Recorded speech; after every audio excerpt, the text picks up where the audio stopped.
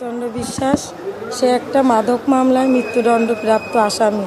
সে দীর্ঘ 6 বছর ধরে এই মামলায় সাজা খাচ্ছে। গত 2.5 বছরের প্রায় 3 বছরের মতো মৃত্যুদণ্ড দিয়েছে এই মামলায়। তাই উনি নিজের নির্দোষ প্রমাণ করতে চাচ্ছে, তাই আমাকে একটা সুযোগ দেওয়া হোক।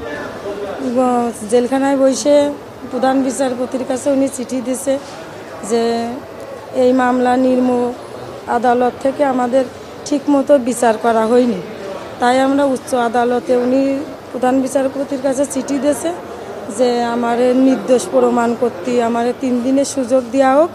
আমি নিজেই নির্দোষ প্রমাণ করব। আমার পক্ষে কোনো উকিল ছিল না আগেও, আমি খুব গরিব মানুষ, তাই আমাদের একটা সুযোগ দেওয়া হোক।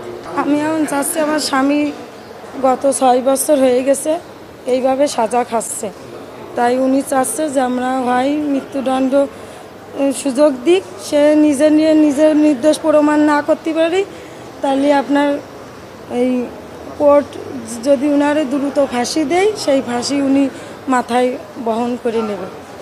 উনি মিথ্যে মামলায় আর এই সাজা বহন করতে পারতেছে না।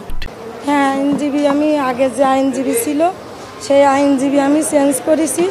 এখন নতুন করে শিশিরমণির কাছে আমি এই মামলার কাগজমাত্র এইমাত্র দিয়ে আইছি।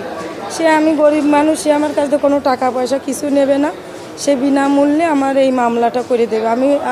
আমি খুলনা কোর্টের সামনে আমি এবং আমার মা ডিম বিক্রি করে আমরা চলি। আমরা খুব কষ্টে জীবনযাপন করি আমার এইটুকু মেয়ে নিয়ে।